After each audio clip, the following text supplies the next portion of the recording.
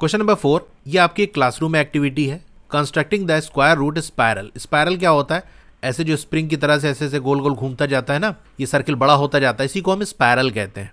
तो square root का spiral आपको बनाना है। कैसे बनेगा? उसके लिए आपको एक लार्ज शीट ऑफ पेपर ले लेना है और कंस्ट्रक्ट करना है स्क्वायर रूट स्पायरल किस तरह से, जैसा आपको कहा जा रहा है। स्टार्ट करो विद पॉइंट ओ। एक पॉइंट ओ आपको लगा लेना है, वही जो आपने पेपर की शीट ली है, और एक लाइन सेगमेंट OP1 आपको ड्रॉ कर लेना है। यानी इस तरह से एक स्ट्रेट लाइन बना लो। यहाँ आपका ये P1 पॉइंट होगा तो इसको मिला लोगे तो OP1 आपका बन जाएगा। ऑफ यूनिट लेंथ, यानी इसकी लंबाई कितनी होगी? 1 यूनिट होगी। अब 1 यूनिट क्या होता है?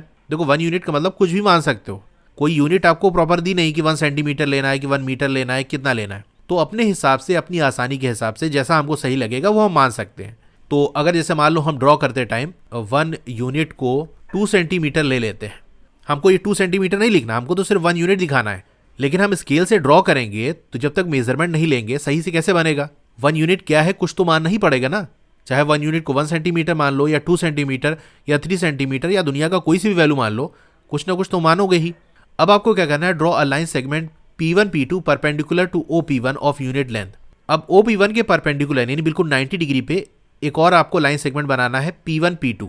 इसकी भी लेंथ कितनी होनी चाहिए? 1 यूनिट होनी चाहिए, यानी इसको भी 2 सेंटीमीटर का आप बना लोगे। Draw a line segment P2 P3 perpendicular to OP2। तो ये जो P2 पॉइंट आया है इसको O से मिला दोगे तो ये हमारा OP2 आ जाएगा। फिर से उसी तरह से काम, इससे 90 डिग्री पे यानी इसके परपेंडिकुलर एक P2 P3 वाली लाइन हम बना लेंगे। फिर O और P3 को मिला लोगे तो ये एक लाइन बन जाएगा। फिर इससे 90 डिग्री हम बना लेंगे। इस तरह से करते चले जाएंगे तो आप देखोगे ये पूरा इस तरह से स्पायरल बनता चला जाएगा। Then draw a line segment P3 P4 perpendicular to OP3 continuing in this manner you can get the line segment Pn-1 Pn। यानी पहला P के साथ जो नंबर आएगा वो एक कम होगा अगले वाले P से। जैसे हमने लिखा P1 P2 तो पहला वाला जो है 1 है, उसके बाद ये 2 है। इसका मतलब दूसरा वाला जो P है अगर वो N है तो पहला वाला क्या होगा? उससे एक कम N-1। तो यही कह रहा है। वैसे भी आप वैल्यू पुट करके देख सकते हो कि Pn-1 और Pn अगर हम इसकी वैल्यू 2 रख दें, N की वैल्यू 2 रख दें तो Pn-1 यानी 2 - 1 तो P1 हो जाएगा और ये P2 हो जाएगा, P1 P2। By drawing a line segment of unit length perpendicular to OP-1 यानी इस तरह से चलता चला जाएगा। In this manner you will have created the point P2 P3, इस तरह से Pn तक चला जाएगा and join them to create a beautiful spiral depicting √2 √3 √4, इस तरह से चलता जाएगा। तो चलिए इसको हम पेपर पे ड्रॉ करते हैं, तब आपको सारी चीज़ें समझ में आएगी। अब सबसे पहला काम हमको क्या करना है? कोई पॉइंट O मार्क कर लेते हैं। तो चलो ये हमारा O हो गया। अब एक लाइन सेगमेंट बनाना है OP1 जिसकी लेंथ कितनी हो? 1 यूनिट हो। अब यहाँ पर भी जैसे कि पिछले वाले क्वेश्चन हमने किया था कि 1 यूनिट क्या है, कैसे ड्रॉ करेंगे, कुछ मानना पड़ेगा। तो जैसे हमारे पास स्केल होती है तो कुछ सेंटीमीटर आप मान लो। तो चलो 1 यूनिट को हम 2 सेंटीमीटर मान लेते हैं। तो अब जहाँ पर भी हमको 1 यूनिट ड्रॉ करना होगा बेसिकली हम 2 सेंटीमीटर ड्रॉ करेंगे। ये हमें लिख के कहीं दिखाना नहीं कि 1 यूनिट 2 सेंटीमीटर के बराबर है, बस जस्ट हमको यूनिट के हिसाब से ड्रॉ करते जाना है। तो ये देखो हमने इस तरह से आपको 2 सेंटीमीटर ड्रॉ कर लेना है। अब ये वाला जो पॉइंट है ये आपका P1 है। अब इस P1 पॉइंट से एक 90 डिग्री हमको ड्रॉ करना है, परपेंडिकुलर एक ड्रॉ करना है, वो भी आपका कितना हो?